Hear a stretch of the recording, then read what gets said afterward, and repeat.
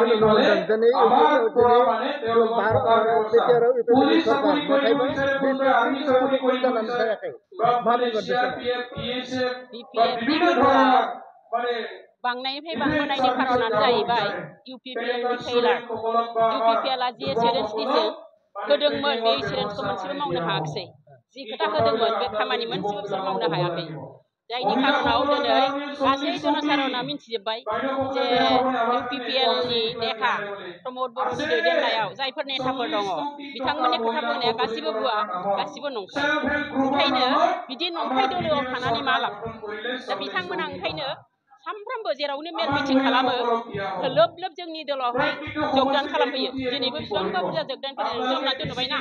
बे रोखोमनि प्रत्येकटा मिटिङावनो जोंजों जगदान खालामफैगासिनो दङ बे जोंनि थाखाय बिराद मोजां शुभ लक्षण आरोखि दिनै जिहेतु गोदान आफाद जोनोम मोनबावबाय माने राजखान्थि दोलो जायखौ आइजो माहारियानो दैदेनदों नोंथांमोननि दोलोआवनो दंमोन बिथां अनजलि दैमारिया नोंथांमोननिफ्राय गाना थांनायनि गुबै थांखिया मा आरो बिथाङा जिथु गोदान राजखान्थि आफादनिफ्राय बिथांमोनखौ मा होननानै बुंगोन अनजलि दैमारियाथ' जोंनिनो सासे नेहाथारिमोन गोबां नेहाथारिनि गेजेराव सासेमोन बिथाङा गोबाव सम जोंजोंनो खामानि मावबोदों नाथाय जों नुनो मोनदों जे नोंथांमोनानो सानना नाय जे जिखुनु गोदान आबिस्कारा मानि थाखाय जायो माबा मोनसे अभाब जेला अभाब थायो अभाबखौ जेला फिल खालामो होनबासोना मोनसे गोदान बुस्थुआ आबिस्कार जायो दा बिथांमोननावबो माबा मोनसे अभाब जादों एनडिएफबि स्पेसियेलि एनडिएफबिफ्रा बिसोरखौ लानानैनो नैबे थामथि सुक्ति जादोंमोन प्रमद बर'नि दैदेननायाव बिथांमोना सुक्तियाव बुंदोंमोन जे जेसेबां जेलाव थानाय जोबथेजानानै दङ एनडिएफबि बिथांमोनखौ रेहा खालामजोबगोन रेहाय होजोबनांगौमोन खिन्थु बे जायाखिसै आरो बिथांमोना अनसुंथाइ मोननांगौमोन बे जायाखिसै आरो बिथांमोननो माने जेसेबां केडार दङ केडारफोरनो साकरि होजोबनांगौमोन साकरिनि थाखाय लिरखानाय प्रभिजनानो दंखायोमोन बिथांमोननि जेनोखि सुक्ति बे सुक्तियाव खिन्थु बिथांमोना रावबो जेबो सुबिदाखौ मोनाखिसै बेनि थाखायनो बिथांमोननि गेजेराव दा बिराद मोनसे दुखु बयनिबो गोसोआव मोनसे दुखु दङ आरो बे दुखुखौ सुफुंनायनि दायित्वआ निश्चय बिथांमोननि केडारफोरनि गेजेराव दा दङ आरो बेखायनो अनजलि दैमारि बायदौ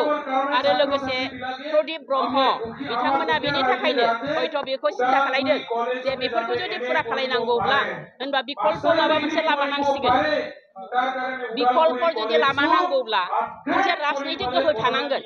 राजनैतिक गोहो जायफोरखौ फोथायनानै बिथांमोना अभारग्राउन्डआव फैदोंमोन बिथांमोना जिहेतु नासयबाय फोथाय खेबस' खालामबाय दा ओंखायनो बिथांमोना निजेनो मोनसे गोदान दोलो दानानै बे दोलनि गेजेरजों बिथांमोननि जि अभाब बिथांमोननि जि गोनांथि बिथांमोननि जिनोखि थगायजानाय बेखौ फुरा खालायनो थाखाय बिथांमोना निस्सय नाजागोन जोङो जोंनि दोलोनिफ्राय बिथांमोननि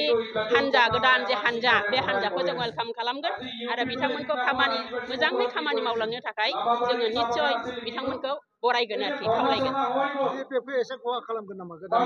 बिपिएफखौथ' बे रोखोमनि खहा खालामनो नाङा जोंनि मोनथिनायाव बिपिएफखौ बे रोखोमनि जोंहा खहा जानो नाङा बेनि गेजेरजों खारन जोङो जोंनि एंगेलजों खामानि मावलांगासिनो दङ मोनसे समाव बिटिसि सुक्ति जादोंमोन बे समाव बिटिसिआव जिर'मोन जेबो गैयामोन बे जिर'निफ्राय हाग्रामा महिलारिया 15 बोसोरनि गेजेरावनो जि रोखोम मोनसे डेभेलपमेन्ट लाबोदों बे डेभेलपमेन्टखौ दिनै रायजोनि रावबो मानसिफ्रा रायजोफ्रा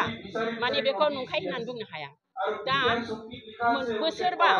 नाथाय बेनि गेजेरावनो बोसोरबा इउपिपिएलआ रायजो सासन खालामबाय रायजो सासन खालामनायाव बिथांमोनाथ' मोनसेबो सिनाखि होनो नैबे खामानिखौ जों मावदों होननानै बुंनो हायाखै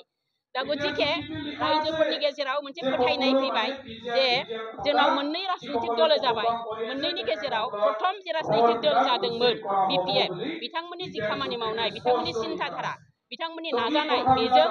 गुबुन मोनसेया फेर फाथिनो हायाखिसै बिथांमोना जेबो मावनो हायाखिसै थिग बे रोखोमैनो जोंनि रायजो राजाया निस्सय नायगोन साननानै नायगोन जे दानि गोदान जिनोखि बिकल्प दल बे बिकल्प दला माबायदि खामानि मावगोन बेखौ निस्सय रायजोफ्रा नायगोन आरो ओंखायनो आं बुंदों जे जोंनि